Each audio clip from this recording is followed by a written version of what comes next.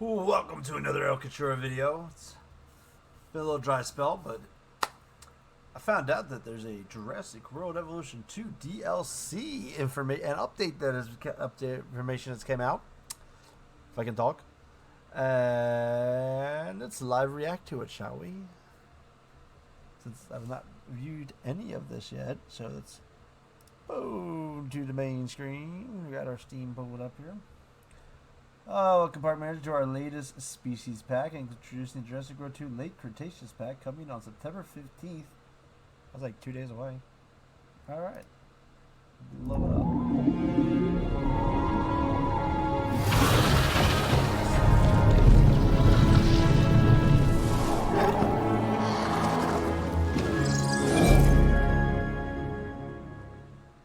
That was short and sweet, wasn't it? Alright, so before we get to the thing about it, should we see this? So we have a type of plesiosaur here. There's a carnivore. 3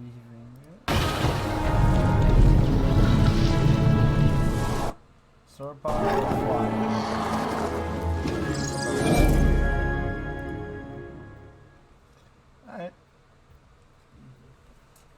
Alright, so let's see what they are, shall we?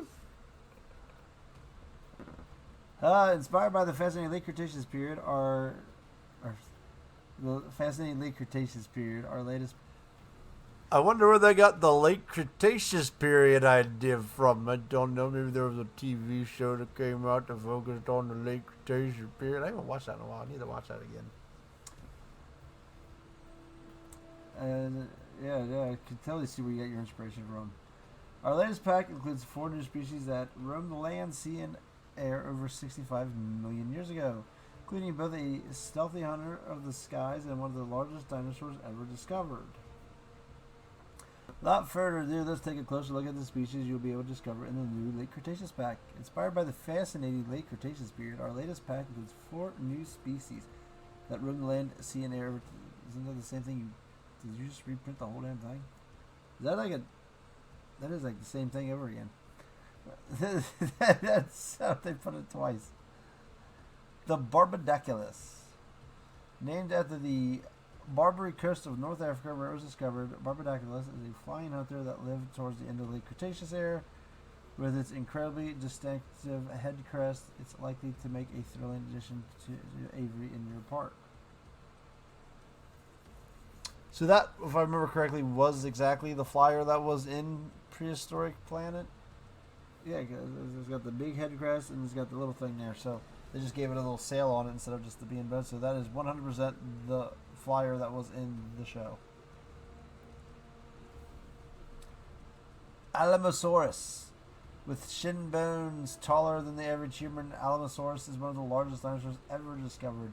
Although a herbivore, Alamosaurus' large spines running down its shoulders, back and tail make it far from easy prey for any potential predator. The gigantic dinosaur is bound to fascinate our guests. Then that means it should be impossible for most meat eaters to take it down? Just saying. The Austrovelinator. Thought to have lived in Australia about 95 million years ago, Australinator was an agile carnivore with a lightweight frame that allowed it to move quickly, and extremely sharp teeth and flexible arms made it a formidable predator, adept at stalking and chasing down prey. So, yeah, that's cool. Finally get a second. I think all we have is that one Australian dinosaur, right? The Mutamberosaurus. So finally, get a second Australian guy in there.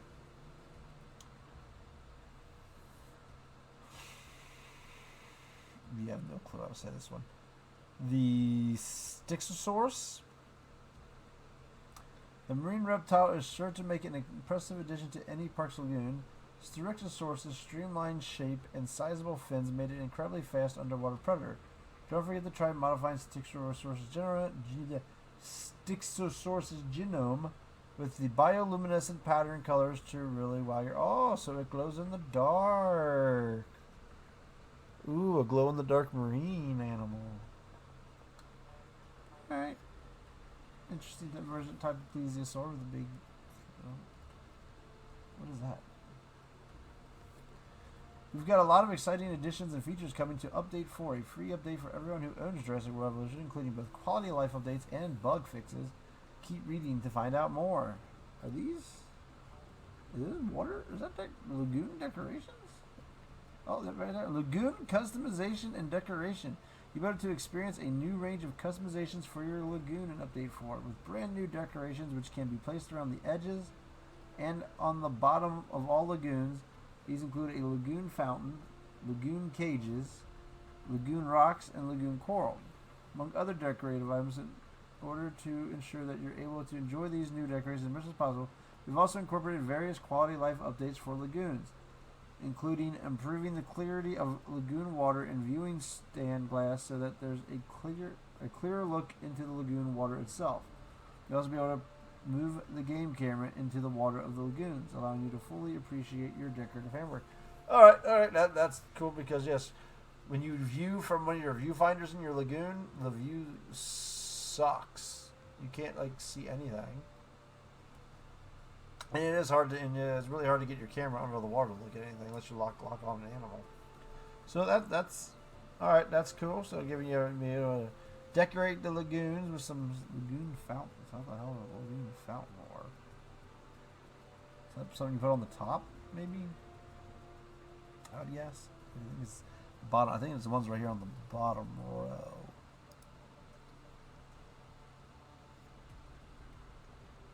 Alright, but that's alright. Decorate, finally being able to do something with the lagoons is cool. Oh, check that out! They attacked the helicopters! That's awesome! Update 4 also features addition to both flying and marine reptile behaviors that will change the way they act within your park. The first of these changes is one your capture team is likely to notice quite quickly. Certain escaped flying reptiles will now attack capture team helicopters. You notice there is now a condition bar above your capture teams, which will be impacted when under attack by a flying reptile. Once this bar runs out, the capture team will be damaged and you will need to purchase replacement teams. With this update, you'll also see a change to how your marine reptiles behave when they're uncomfortable. They'll begin attacking the walls of your lagoon when... Oh, wow. Well, really? When they're unhappy and can become injured during the process. So make sure you're meeting their needs to avoid their... So they'll attack and hurt themselves is pretty much what you're really getting. Because marine animals couldn't do much of anything if they're unhappy.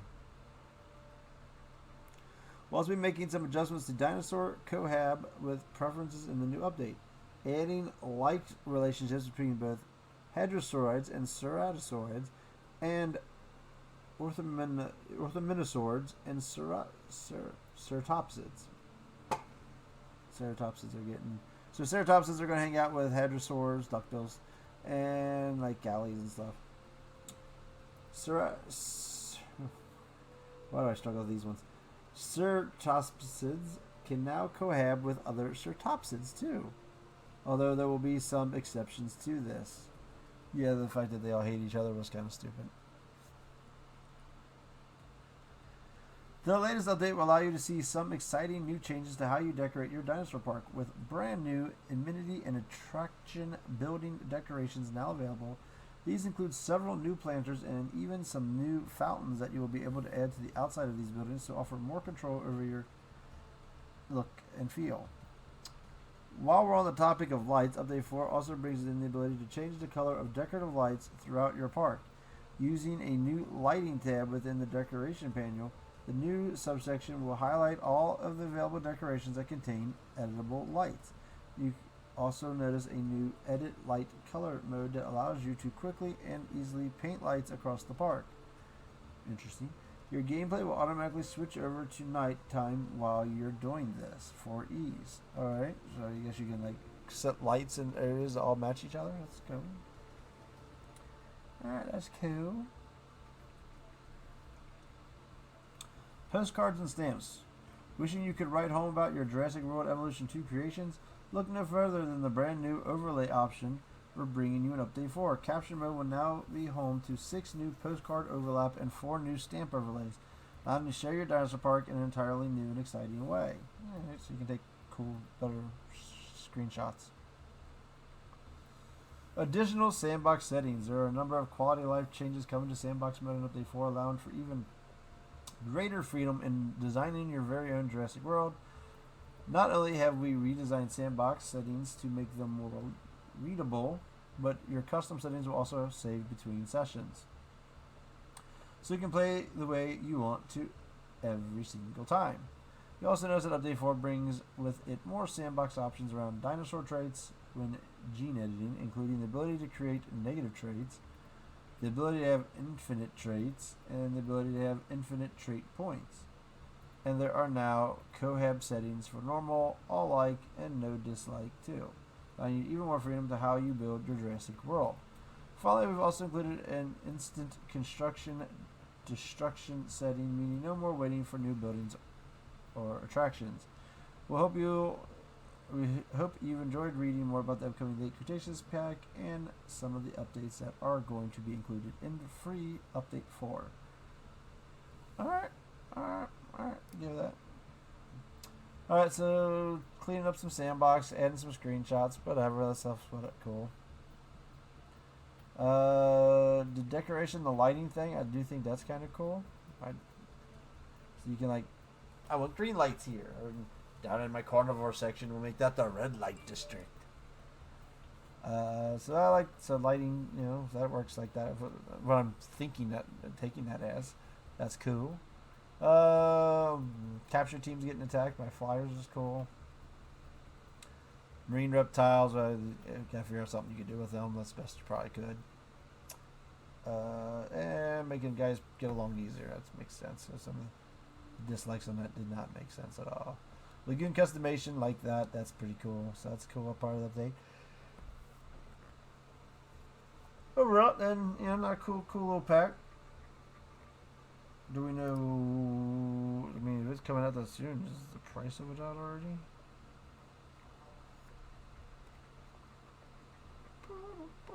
Go to store page.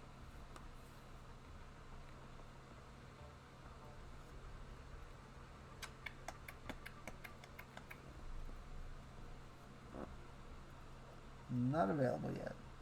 Wah, wah, wah. Oh, we got some screen. Oh, there it is in the dark. Danger in the dark.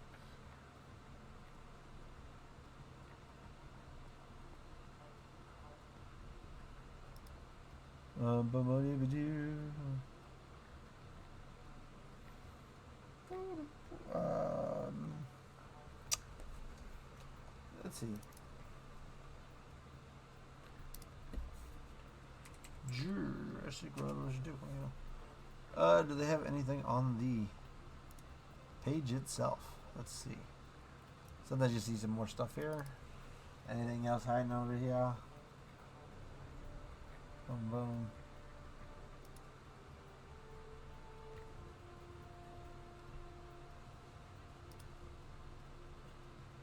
Yes, allow the cookies.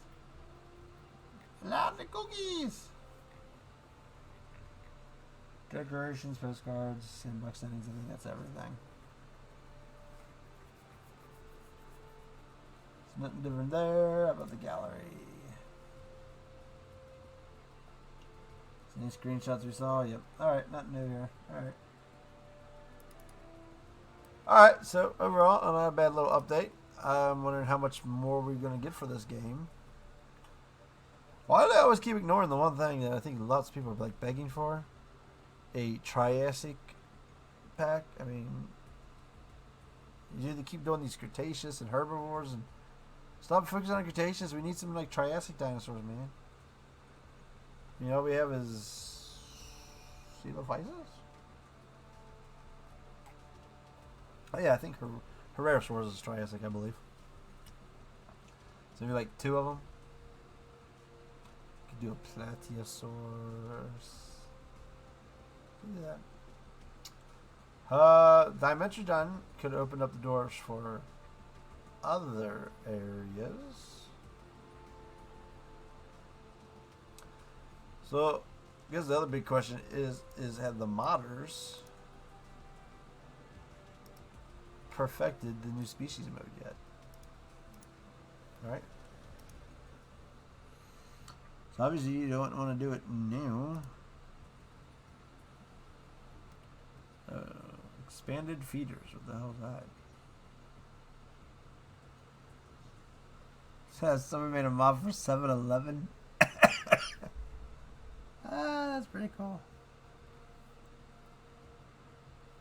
Jurassic Theater. Oh.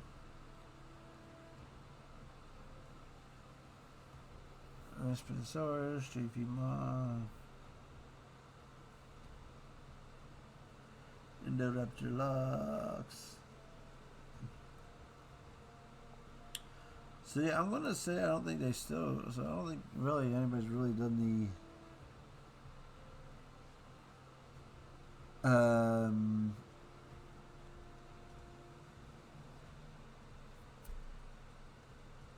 Have done the new species. I can't think of the word I was looking for there. So better textures, better that, very good.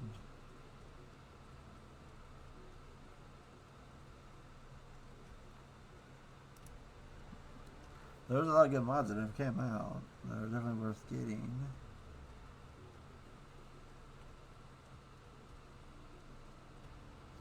So yeah, I haven't checked the mods in a while, so I do not see anything like that. It's maps. I don't know. That's just in Steam share maps. That would be design and share maps with each other. That would be kind of cool. Another game is doing that. Oh yeah, I haven't even looked at that one yet.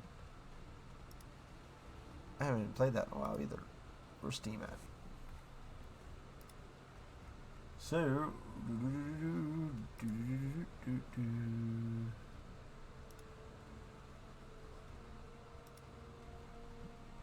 they've added a workshop. Fossil fast food restaurant. There's the Star Destroyer. Flintstone cart. And Jurassic World stuff.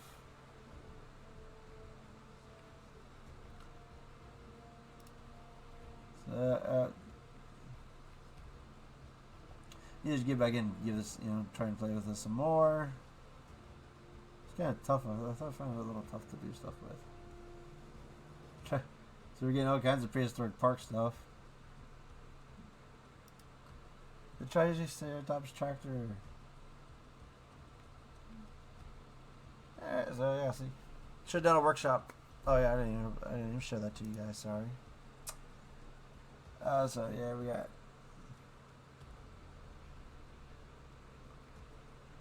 all kinds of nice little fan creations.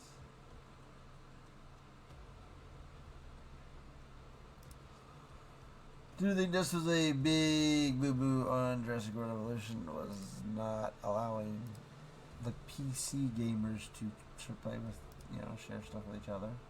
So there's the prehistoric park. So I made the Samsung Innovation Center.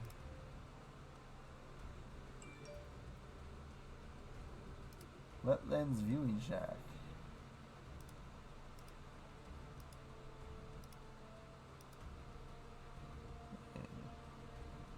Got to go on there and find me a bunch of stuff.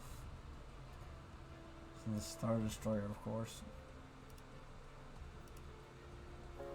Hey everyone, and welcome to Prehistoric Kingdom, and welcome with a very special build today. It is going to be somewhat of a connection from Sean McBeard, who used to be called And now, oops, again, the wrong button. I'm just gonna hit play again, so that the game keeps on going. So this wonderful creature is now standing on here. It's like a tiny bit off with the feed. But Just T-Rex copy on a Star them Destroyer? and have like You can't obviously build like this in Jurassic World Evolution, but you could like share, let people share parks and stuff would have been cool. But definitely I need to scour through here and see what kind of cool stuff I can find, and then maybe I start doing some prehistoric kingdom again there soon. I need to. But I digress. That's another subject for another day. Focused. So otherwise, DLC looks pretty cool. I need to get back into doing some JWE. Got to step away from my mobile game a little bit. That's been eating up all my goddamn time. That and working. But we need to do some more. Make some more fun parks. Come up with some cool theories. I know I want to get the expanded maps mod because I think I haven't watched any videos of that, but I imagine on the Biosyn map that has to be freaking amazing because that thing could be huge.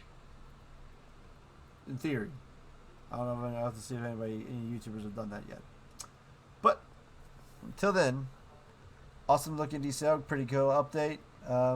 Overall, good positive. Give it an 8 on all that. And Churro out.